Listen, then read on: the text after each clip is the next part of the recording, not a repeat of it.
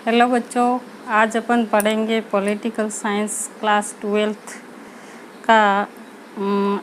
हमने अवधारणाओं में पढ़ा था न्याय संबंधी विचार। उसमें न्याय संबंधी विचारों में अर्थ है एवं प्लेटो के न्याय संबंधी विचार का अध्ययन कर लिया गया था। उसके बाद में हम आज पढ़ेंगे अरस्तु के न्याय संबंधी विचार क्या है, तो और मध्यकाल में न्याय संबंधी विचार क्या है और आधुनिक काल में न्याय संबंधी विचार क्या है। तो अरस्तु के न्याय के संबंध में जो विचार है वो है कि प्लेटो के शिष्य, अरस्तु कौन थे? प्लेटो के शिष्य थे। उनके अनुसार न्याय का सरोकार मानवीय संबंधों के नियमन से है। अरस्तु है वो प्लेटो के शिष्य थे और प्लेटो ने जिस तरह से न्याय के विचार रखे कि एक व्यक्ति द्वारा जो कार्य किया जाता है और उस कार्य में किसी दूसरे व्यक्ति द्वारा हस्तक्षेप नहीं किया जाना ही न्याय है। तो प्लेटो का शिष्य अरस्तु था और अरस्तु ने न्याय के बारे में अपने विचार क्या रखे हैं। तो प्लेटो के शिष्य अरस्तु के अनुसार न्याय का सरोकार मानवीय संबंधों के नियमन से है। अरस्तु का विश्वास था कि लोगों के मन में न्याय के बारे में एक जैसी धारणा के कारण ही राज्य अस्तित्व में आता है। अरस्तु कहता है कि न्याय के लिए सभी राज्य के सभी लोगों में एक प्रकार की धारणा हो तब ही राज्य अस्तित्व में आता है। अरस्तु ने तर्क दिया कि वितरणात्मक न्याय के अंतर्गत पद प्रतिष्ठा और धन संपदा का वितरण अंकगणितीय अनुपात से नहीं होना चाहिए बल्कि रेखा गणितीय अनुपात से होना चाहिए। इसका अर्थ यह है कि इनमें से सबको बराबर हिस्सा नहीं मिलना चाहिए बल्कि प्रत्येक को अपनी अपनी योग्यता के अनुसार हिस्सा मिलना चाहिए। अरस्तु कहते हैं कि न्याय दो प्रकार का होता है, एक वितरणात्मक न्याय और दूसरा है सुधारात्मक न्याय। वितरणात्मक न्याय है उसमें पद प्रतिष्ठा और धन संपदा दोनों का विवरण उन्होंने दिया है। अरस्तु वितरणात्मक न्याय के अंतर्गत शक्ति एवं संरक्षण का वितरण व्यक्ति की योग्यता व योगदान के अनुरूप बात करने की बात कहता है। जैसे अरस्तु ने कहा कि एक वितरणात्मक न्याय होगा, तो वितरणात्मक न्याय के अंतर्गत शक्ति एवं संरक्षण का वितरण व्यक्ति की योग्यता व योगदान के अनुरूप करने की बात कहता है। जैसे अरस्तु कहता है कि एक शक्ति है और उसका वितरण दो व्यक्तियों में करना है, तो उसकी शक्ति और उस व्यक्ति की शक्ति क्या है और उसका संरक्षण कैसे करना है, उस आधार पर उसमें न्याय का वितरण करना चाहिए। यह आनुपातिक समानता का पक्षधर है। उसके अनुसार उन्हीं लोगों को शासन की बागडोर सौंपी जानी चाहिए जिसमें शासन करने की योग्यता व क्षमता हो। अरस्तु कहता है कि ऐसे लोगों को ही शासन करने की बागडोर संभालनी चाहिए जो ऐसा शासन कर सकते हैं या उसमें शासन करने की योग्यता हो। उसी तरह से उनका दूसरा प्रकार है सुधारात्मक न्याय। अरस्तु का सुधारात्मक न्याय से तात्पर्य ऐसे न्याय से हैं जो नागरिकों के अधिकारों की अन्य शक्तियों के द्वारा हनन की रोकथाम पर बल देता है। अरस्तु का सुधारात्मक न्याय कहता है कि नागरिकों के अधिकार की अन्य व्यक्तियों के द्वारा हनन की रोकथाम करता है। सुधारात्मक न्याय में राज्य का उत्तरदायित्व है कि वह व्यक्ति के जीवन, संपत्ति, सम्मान और स्वतंत्रता की रक्षा करे। सुधारात्मक न्याय में अरस्तु कहता है कि व्यक्ति के जीवन, संपत्ति, सम्मान और स्वतंत्रता की रक्षा करे। इस तरह से अरस्तु दो प्रकार से न्याय का विश्लेषण करता है, एक वितरणात्मक न्याय और दूसरा सुधारात्मक न्याय। मध्यकाल में न्याय संबंधी विचार। मध्यकाल में न्याय संबंधी विचार, इसमें हमारे राजनीतिज्ञ हुए संत अगस्टाइन अपने ईश्वरीय राज्य के सिद्धांत को प्रतिपादित करने में न्याय को उसके महत्वपूर्ण अपरिहार्य तत्व माना। वह अपनी रचना द सिटी ऑफ गॉड में लिखते हैं कि जिन राज्यों में न्याय विद्यमान नहीं है वे केवल चोर उचक्कों की खरीद फरोख्त है। मध्यकाल में न्याय के क्या विचार थे? मध्यकाल में न्याय के विचार थे कि परिवार, लौकिक राज्य और ईश्वरीय राज्य के संदर्भ में न्याय की विवेचना करता है। व्यक्ति द्वारा ईश्वरीय राज्य के प्रति कर्तव्य पालन को ही न्याय मानता है। मध्यकाल में न्याय संबंधी विचार थे कि एक व्यक्ति है और वह अपने कर्तव्य का पालन करता है और राज्य में न्याय विद्यमान है, उसके प्रति व्यक्ति द्वारा ईश्वरीय राज्य के प्रति कर्तव्य पालन। मध्यकाल में यह धारणा थी कि राज्य की उत्पत्ति ईश्वर देवी स्वरूप से हुई है, ईश्वरीय की कृति है कि राज्य बने हैं और उसमें व्यक्ति द्वारा अपने कर्तव्य का पालन करना ही न्याय है। ये मध्यकाल के विचार थे और उस विचार में संत अगस्टाइन जो हमारे राजनीतिज्ञ हुए और उनका विचार था कि ईश्वरीय राज्य के सिद्धांत को संत अगस्टाइन ने प्रतिपादित किया। उसके बाद में उनकी किताब का नाम था द सिटी ऑफ गॉड। अब आता है आधुनिक काल में न्याय संबंधी विचार। आधुनिक काल में न्याय संबंधी क्या विचार थे? आधुनिक युग में डेविड ह्यूम ने यह मत व्यक्त किया कि न्याय का अर्थ नियमों की पालना मात्र है, क्योंकि अनुभव से यह सिद्ध हो चुका है कि यह नियम सर्वहित का आधार है। अतः सर्वहित या सार्वजनिक उपयोगिता को न्याय का एकमात्र स्रोत होना चाहिए। मनुष्य की प्रकृति, तर्क बुद्धि या अनुबंध में इन नियमों का स्रोत ढूंढने से कोई लाभ नहीं। फिर उपयोगितावाद के प्रवर्तक जेरेमी बेंथम ने कहा कि प्राकृतिक कानून सरीखी शब्दावली यथार्थ मूल्यों को धुंधली कर देती है। सार्वजनिक वस्तुओं, सेवाओं इत्यादि का वितरण उपयोगिता के आधार पर होना चाहिए, जिसका सूत्र अधिकतम लोगों का अधिकतम सुख है। जॉन स्टुअर्ट मिल ने न्याय को सामाजिक उपयोगिता का सबसे महत्वपूर्ण तत्व मानते हुए यह तर्क दिया कि मनुष्य अपने लिए सुरक्षा की कामना करते हैं। आधुनिक काल में न्याय संबंधी विचार ये है कि उपयोगितावादी सिद्धांत जो दिया जेरेमी बेंथम ने, उनका मानना था कि अधिकतम लोगों का अधिकतम सुख। जितने राज्य में जितने लोग निवास कर रहे हैं उन सभी लोगों का सुख ही न्याय है, ये उनका कहना था जेरेमी बेंथम का। और उसके बाद में उन्होंने जॉन स्टुअर्ट मिल, जे.एस. मिल जो राजनीतिज्ञ हुए, वह भी इस पक्ष में उपयोगितावादी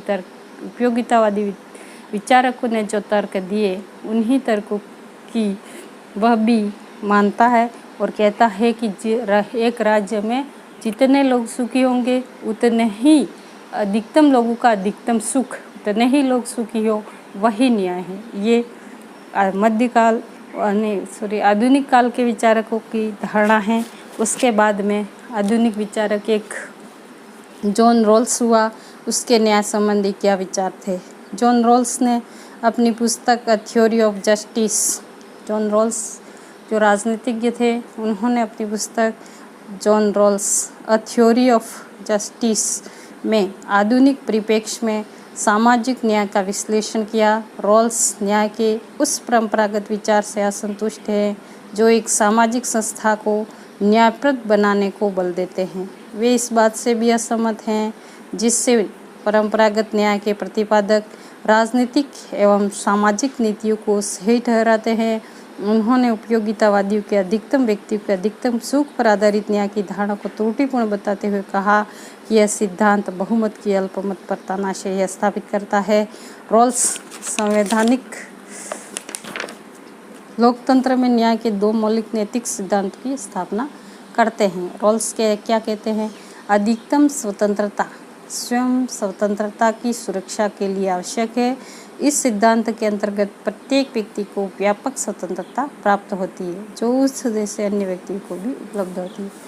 जॉन रॉल्स जो आधुनिक न्याय के विचारक हुए, उन्होंने कहा कि अधिकतम लोगों का अधिकतम सुख, ये धारणा गलत है। उन्होंने कहा कि इस सिद्धांत के अंतर्गत प्रत्येक व्यक्ति को व्यापक स्वतंत्रता प्राप्त होती है और उच्च जैसे अन्य व्यक्तियों को भी उपलब्ध रहती है। व्यक्ति व राज्य द्वारा ऐसी सामाजिक व आर्थिक स्थितियाँ स्थापित की जाती है जो सबके लिए कल्याणकारी हो। सबकी प्रगति के लिए वह अज्ञानता के पर्दे के सिद्धांत को स्थापित करते हैं। समाज के भावी योजना निर्माताओं को नीति निर्माण करते समय सिद्धांत के अनुसरण की सलाह देते हैं। इस सिद्धांत के अंतर्गत सभी व्यक्ति एक समतल धरातल से अपनी प्रगति का लक्ष्य प्राप्त करते की चेष्टा करते हैं। वे समाज और जीवन की मात्र सामान्य जानकारी रखते हो। प्रत्येक अपने नैतिक उत्तरदायित्व का निर्वहन अपनी विशिष्ट परिधि में रहकर ही करते हैं। अपनी विशिष्ट पृष्ठभूमि व स्थिति की अनभिज्ञता उन्हें ऐसे दृष्टिकोण को अपनाने के लिए प्रेरित करती है जो नैतिक हो। जॉन रॉल्स कहते हैं कि व्यक्ति को राज्य में जो नैतिक न्याय है उसके अंतर्गत उसको जितनी स्वतंत्रता प्राप्त होती है वह समाज के लिए एवं अपने राज्य के लिए उतने अच्छे विशिष्ट पृष्ठभूमि में कार्य करे कि वह किसी दूसरे व्यक्ति को हानि नहीं पहुंचाए। वही न्याय है। भारतीय राजनीतिक चिंतन में न्याय। प्राचीन भारतीय राजनीतिक व सामाजिक चिंतन में विद्यमान धर्म की धारणा प्लेटो के न्याय सिद्धांत में समानता है।